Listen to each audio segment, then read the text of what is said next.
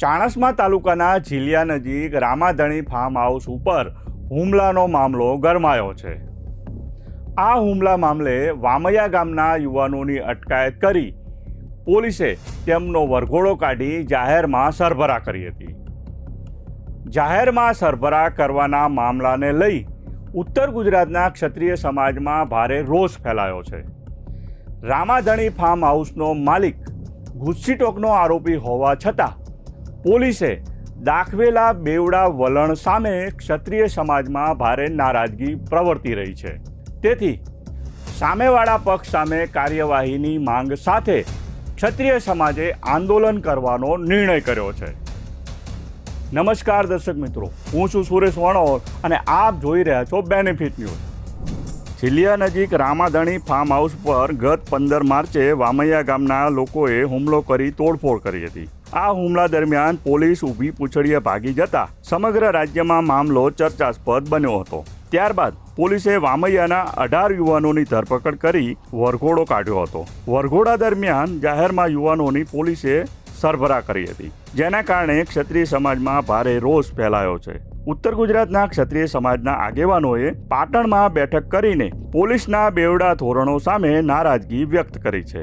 Ramadhani farm હાઉસનો માલિક ઘુસ્સીટોકનો આરોપી હોવા છતાં તેની સામે કોઈ પણ પ્રકારની કાર્યવાહી નહીં કરાઈ હોવાનો ક્ષત્રિય સમાજના આગેવાનોએ આક્ષેપ કર્યો છે। 23 માર્ચને સોમવારના રોજ પાટણ એસપીને મળી સામેવાળા સામે પણ કાર્યવાહી કરવામાં આવે તેવી ક્ષત્રિય સમાજ રજૂઆત કરશે। સામેવાળા પક્ષ સામે કાર્યવાહી નહીં કરવામાં આવે તો આગામી સમયમાં ક્ષત્રિય સમાજનું સંમેલન બોલાવીને રાજકીય પક્ષોને કામમાં પ્રવેશબંધી ફરમાવવાનો નિર્ણય કરાયો છે।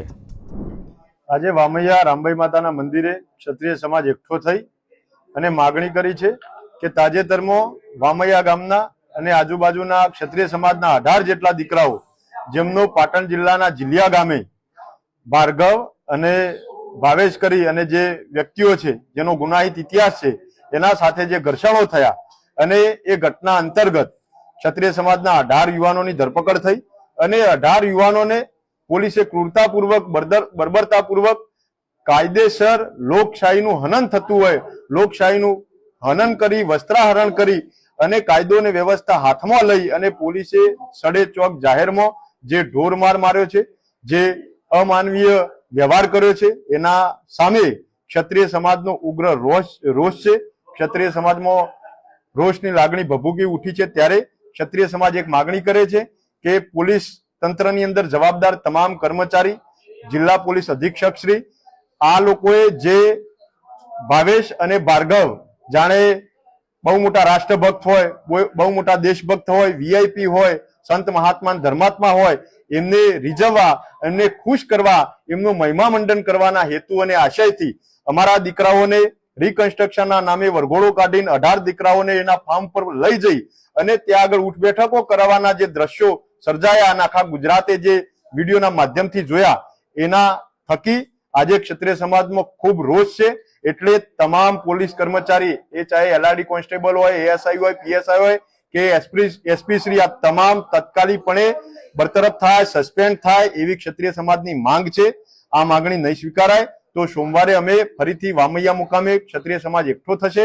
ત્યાંથી જિલ્લાના કલેક્ટરશ્રીને આવેદનપત્ર પાઠવીશું અને શક્તિ પ્રદર્શન કરી અને અલ્ટિમેટમ આપીશું કે ટૂંકા ગાળાની અંદર અમારી માંગણી જો સંતોષવામાં નહીં આવે તો કાયદાકીય રીતે લડીશું, કોર્ટના માધ્યમથી લડીશું, સામાજિક રીતે શક્તિ પ્રદર્શન તો કરીશું, પણ રાજકીય રીતે ગામે ગામ ક્ષત્રિય સમાજના ગામોમાં રાજકીય પાર્ટીની પ્રવેશબંધીનું ફરમાન સાથે કોઈ રાજકીય વ્યક્તિને ઘૂસવા નહીં દેવા એવા આકરા નિર્ણયો લઈને પણ એક દાખલો બેસાડીશું।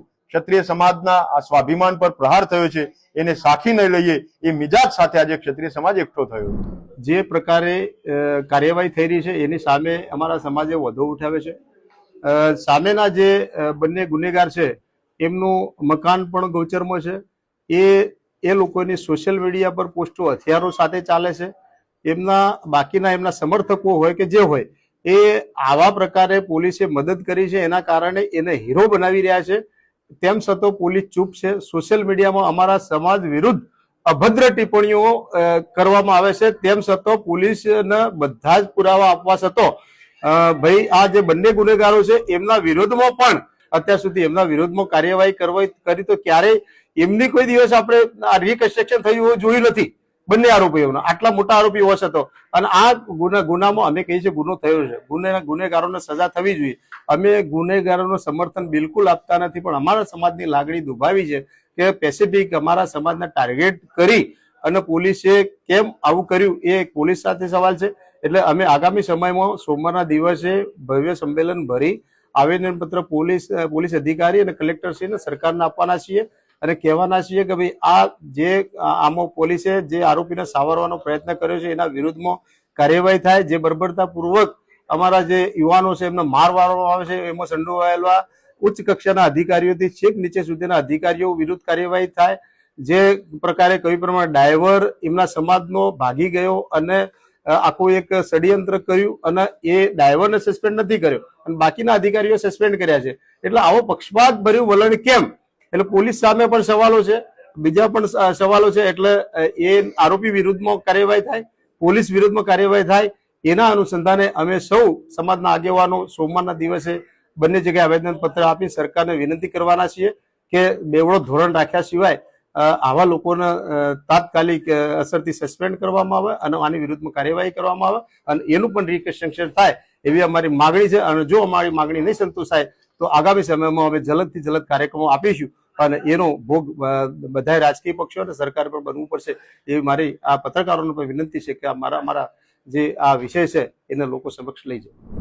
અમે વામિયા ગામની અંદર રામભાઈના માતાની સાનિધ્યમાં સમસ્ત ક્ષત્રિય સમાજે પ્રતિજ્ઞા કરી છે કે 23/3/2026 રોજ વામિયા ગામે ઉત્તર ગુજરાતમાં ક્ષત્રિય સમાજના આગેવાનો ભેગા થઈ માનનીય કલેક્ટરશ્રીને અમે આવેદનપત્ર આપીશું અને 15 દિવસની અંદર અને ન્યાય આપવામાં નહીં આવે તો સમગ્ર ગુજરાતની અંદર કોંગ્રેસ, ભાજપ, આમ આદમી પાર્ટી તમામ પાર્ટીઓની પ્રવેશ બંધીને અમે બોર્ડ મારી દઈશું ગામે.